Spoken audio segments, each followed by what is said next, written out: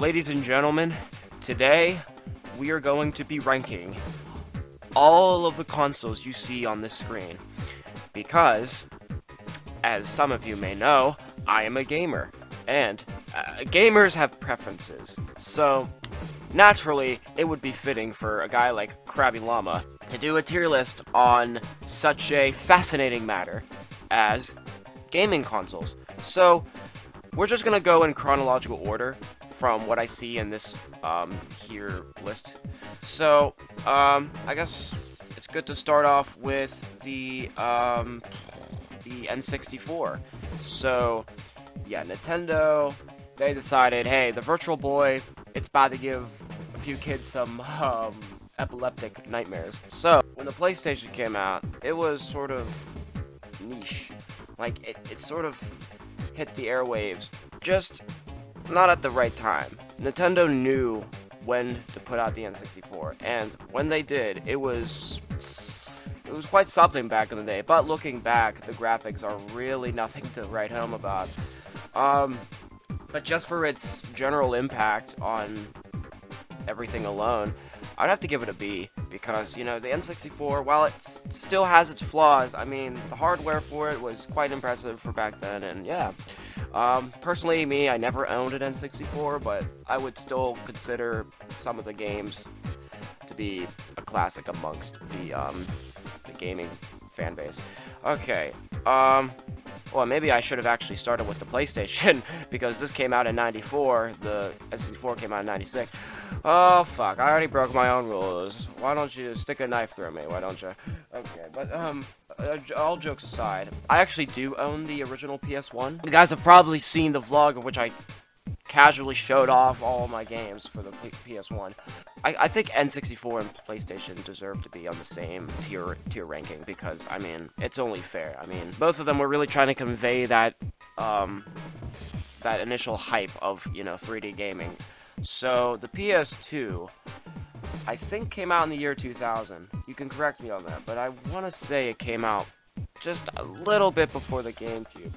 But the PS2, I have to give it props for its catalog. I mean, the S tier is really where the PS2 stands. I mean, hell, you got fucking Madagascar, you got, Spider-Man 2, you got, Kingdom Hearts. I mean, you just have such an expansive library. You just, naturally, it definitely had its graphic flaws, but I mean, you could really tell that there was an improvement from the PS1 to the PS2. You could tell. You could really start seeing a change in Sony's way of you know, laying the cards down. You feel me? With the GameCube, you can really tell that Nintendo was hiding out of their shell. I don't really have an opinion on it. I mean,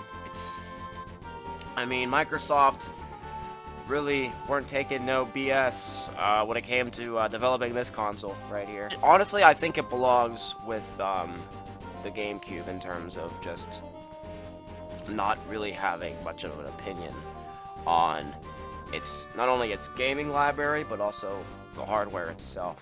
So I think I broke my own rules again. I just remembered that the original fucking Nintendo DS came out in 2004. So, with this in mind, the original DS, yes, gaming on the go. It's finally happening, you know? So, respectfully, I have to give it an A tier. I just think that with the DS's capabilities, you know, the possibilities were endless with this fucking thing. I mean, DSi, which is what I had, and boy, let me tell you, the photo gallery memories will never wash away. I made some masterpieces of my own that would even make the likes of Picasso want my number. So this might be my own personal bias, but I think the Wii deserves an S tier.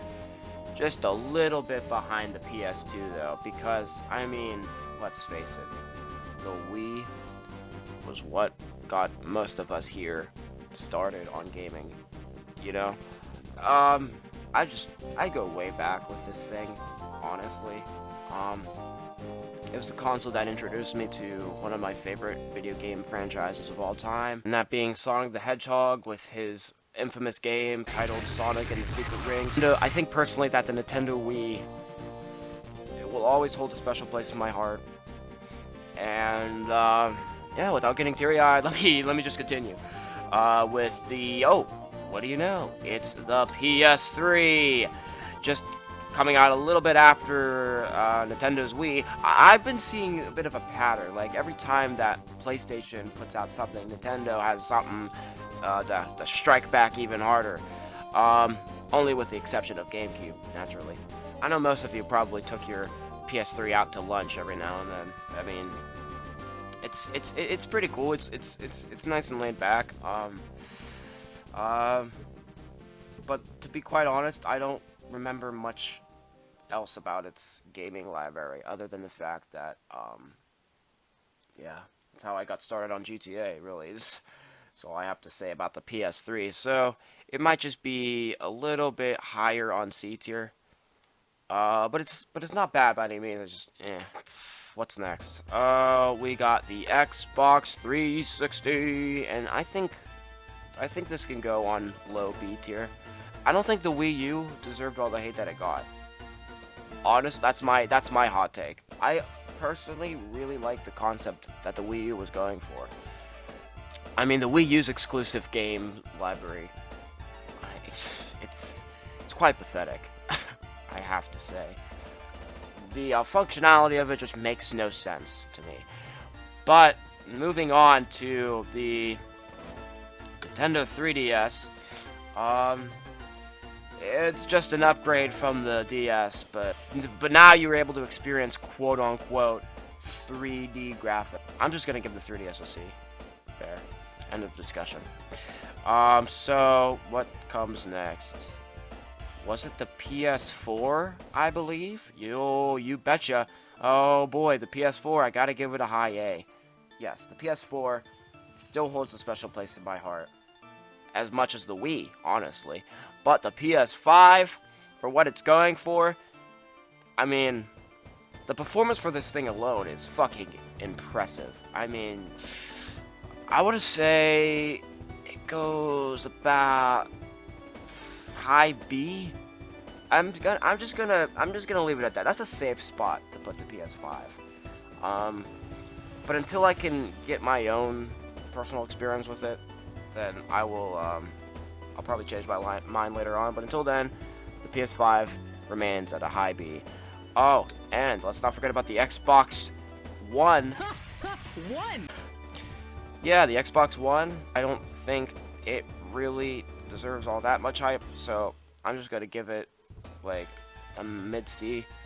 Yeah, I could just say that. Oh, but the Switch, oh buddy, I have to give that at least above average. You know, that's gaming at its finest, and you know Nintendo never fails. Oh, let me just, yeah, you know Nintendo never fails.